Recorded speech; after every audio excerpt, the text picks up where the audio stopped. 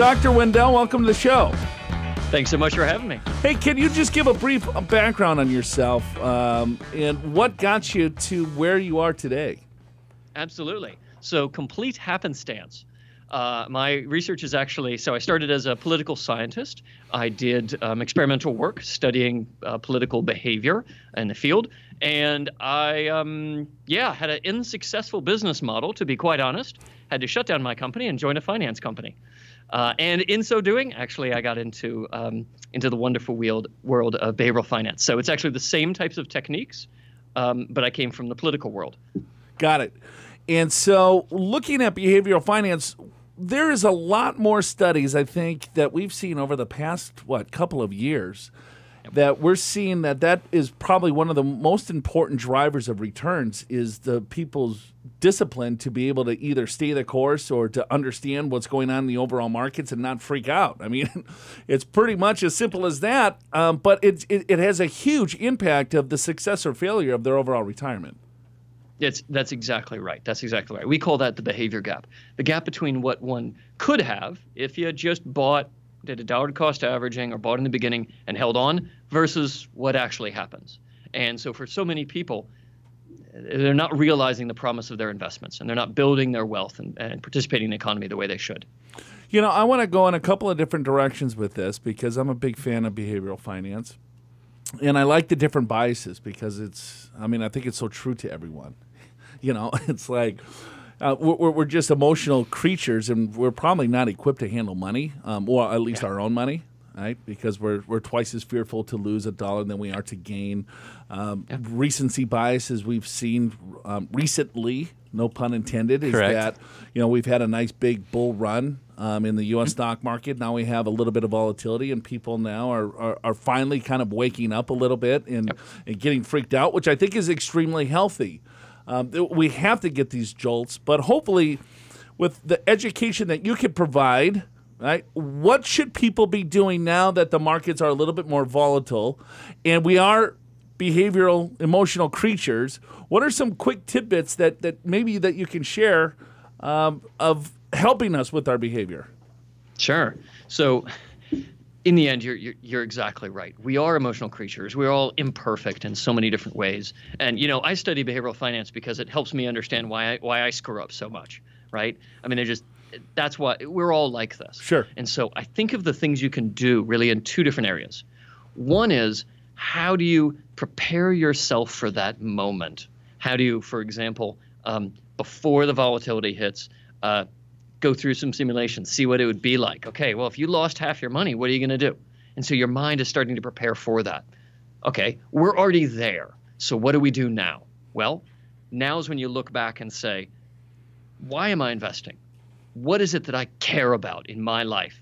Why do I do this? Is it just to make more money? For some people, yes, and that's fine. But for many, it's really about, it's my family. It's my role in society. It's the legacy I want to leave. And when you connect back with that deeper purpose, has any of that changed? Probably not. There's a lot of noise out there in the markets, fine, but that deeper purpose hasn't changed. And so it allows you to bring back something that's more stable and use that to help drive your actions. You wrote a paper recently about some different drivers and handles that you can kind of pull, and Al and I talk about these quite a bit. And it's amazing how just maybe one or two levers that you pull can add what we've seen anywhere from 3 to 15 years of additional, retirement income. Exactly. Talk to me about the 8 different drivers. And I don't want to. I know you probably talked about this paper quite a bit, so I don't want to bore you. But it is a really good paper, by the way. And then we could get into a little bit of your TED Talk because I thought that was pretty awesome as well. Cool. Yeah. So in the paper, what we did, we said, what really matters? What really matters, not just for a single investor, but let's look across American society. And we developed a rather complicated and a nice simulation model where we looked at, for example, what would happen if people contributed more, right, for their future? What would happen if they magically had 3% more alpha after fees, et cetera? And we looked at 8 of these different levers. Areas of asset allocation, areas of when you're going to retire, et cetera. And what we find is that for most Americans, What really matters are the basics. Are you investing at all? Not necessarily the details of what you're investing in and exactly whether you're getting a 7.1 return or a 7.2 return, but rather, are you investing? How much are you saving for the future? And what is your expectation of that future?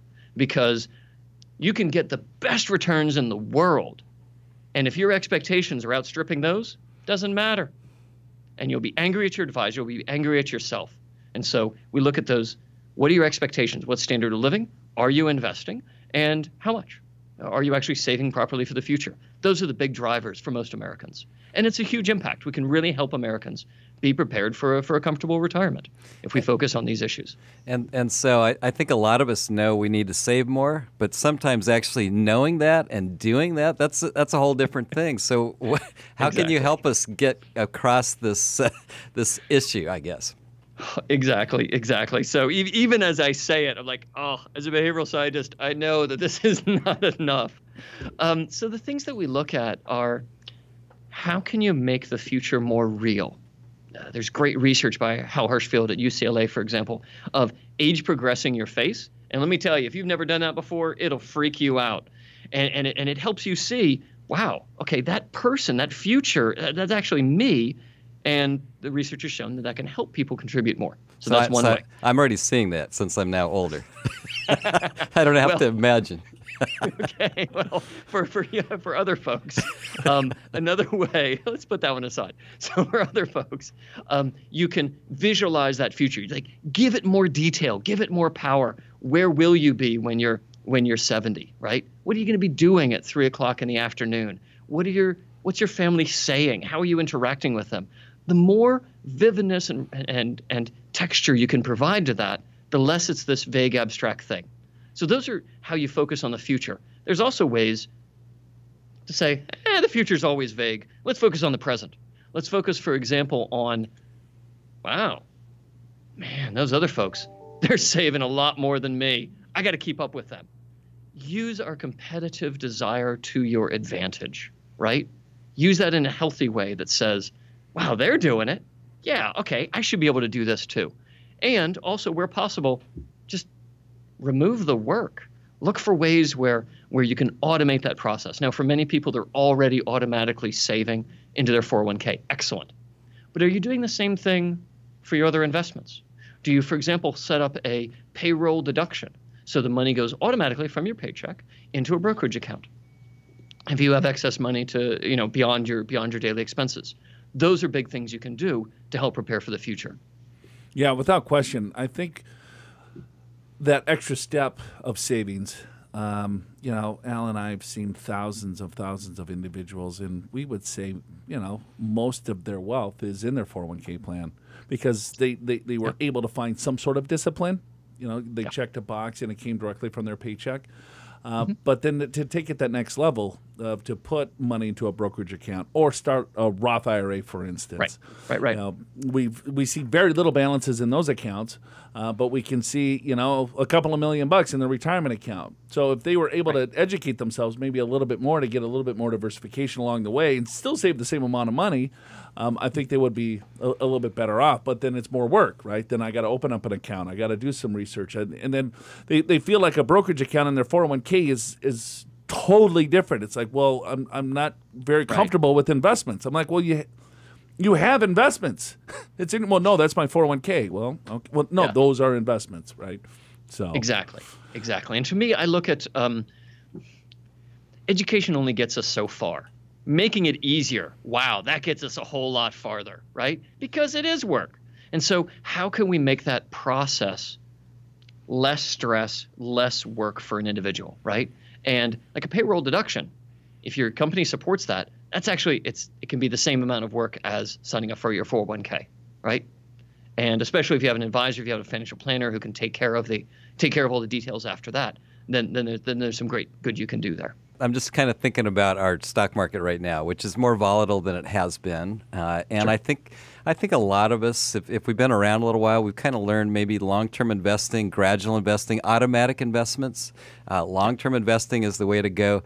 Yet, particularly as you get closer to retirement, then you've got this nest egg, and you know the answer is to kind of ride through it, have the right investment allocation. But yet your emotions can completely take over, and you can make some pretty poor decisions at that point. Any tips on folks that are feeling that way right now? Sure, sure. So we get into trouble when we go off of our intuition on things that are complicated, like investing. In some places, our intuition is awesome. Like, yeah, this car's about to hit me. Let me get out of the way. But when it comes to investing, it's just not like that. And so one of the things we can do to help us get out of our gut and into our head, right? Get out of our intuition, is to write down the rules. Just say, okay, I'm feeling uncomfortable right now. You know, I really want to get out. Let me write down the rules that I want to follow for myself. Once you get stuff on paper, then it can trigger a more deliberative process. So you look at those rules and you're like, okay, if I follow these rules, oh, man, okay, that means I need to stay in the market. Okay, let me change the rules a bit. Yeah, okay, well, then I should probably invest more. Oh, no, okay, let me change the rules a bit. It changes the process rather than this just overwhelming sense of fear, anxiety. Just, you got to get it out of your gut and get it to something where you can look at and think about and say, is this the course that I want to take? Yeah, and I think they got to do that right now, in a sense, before they're thinking about doing something stupid. Right. Then Exactly. now I'm going to write down my rules. And the Exactly. rule is After get me it's the too hell late. out of the market. That's my rule That's today. my rule, and then so I'm going to sell. And I'm then you know changed. what? Tomorrow I'm going to have a different rule. I'm going to change it tomorrow. I'm pretty sure. Yes. Right. Very nice. Yes, it's best if you do this beforehand. But Right. yeah, you'd have to give yourself a little latitude if you're doing it in the middle. You're exactly right. The other thing you can do, for example, is to set a promise with yourself or with your advisor, financial planner, to say, all right, we're going to do any action after 3 days, right? Any action, as long as there's some friction, there's some additional work. I've got to fill out this form. I've got to bring in my spouse, etc. Again, the goal is to slow it down, to bring it out of the gut, and give the deliberative conscious mind some time to think through this a bit more. Hey, Andy, I know that you watched his TED Talk like 15 times, and I know you had a couple of questions on it. Wow. So that counts for just all of the views. Yeah, all the views thank is you. Yes. Andy Lasker. Yeah, I wanted to ask you about the create funnel. This is the funnel to create action, and there's so many steps. It's really it makes it quite a leaky funnel, doesn't it? Yeah, it does. It does. So it's one of the beautiful things of human nature that, when we look at other people and we say, why don't they exercise? Why don't they save for retirement? We immediately think, man, they're just idiots. What's wrong with them? But then when we think about our own behavior, we realize, wow, well, I was busy taking care of my kids. I couldn't do that. Or, I had this report. That's why I couldn't go and sign up for the 401k. And what that funnel is a way of writing down all the ways that we ourselves fail and applying that to everybody and saying, yeah, okay, well, people forget. They procrastinate. They may not be paying attention. And so the create funnel is really it's a summary of the research on what's required for someone to take action in the moment. You have to have their attention. They can't have a negative reaction, etc. And so from that, how do we then combat all of those obstacles that get in our way to be able to do those 8 things that make a difference when it comes to easing the retirement crisis? Sure. So I find a lot of the power is just in thinking about our imperfections in this structured way. So I actually use that funnel as a checklist on my own team. Look, I study this stuff. I spent, a decade working on this, and I still need a checklist too, right? And that checklist says, okay, well, so I'm trying to figure out why I'm not doing something or why somebody else isn't doing something. Did I think about attention? Did I think about emotion? Did I think about how we don't do math well, right? That's the evaluate stage. Did I think about procrastination? And that helps me narrow in on, okay, here's what the problem probably is. Once you have a sense of that problem, often there are some obvious solutions. If the problem is attention, if I keep on focusing on other things like watching Netflix, playing with my kids, whatever. I've got to give real examples. Sorry.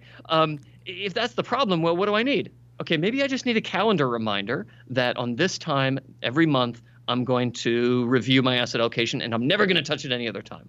Or, right, often the solutions are obvious once you have a behavioral mindset. Once you think about the imperfections and the shortcuts that our minds take, that helps a lot. And then, yes, actually, if there isn't an obvious answer, we have a tremendous tool set in the behavioral universe on how to deal with procrastination, how to deal with temptation, how to deal with all of these things, right?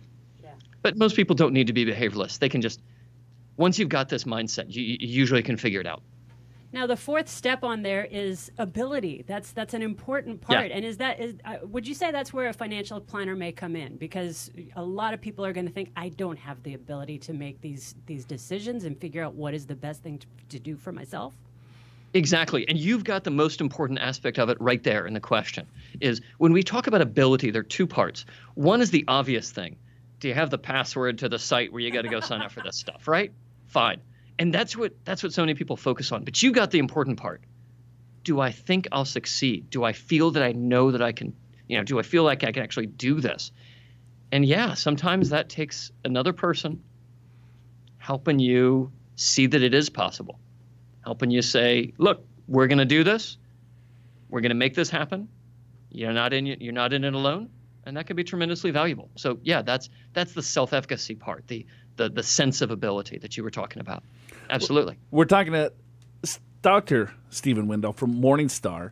Hey, where can people get more information about you, the work that you're doing, the articles that you're writing, and everything else in between?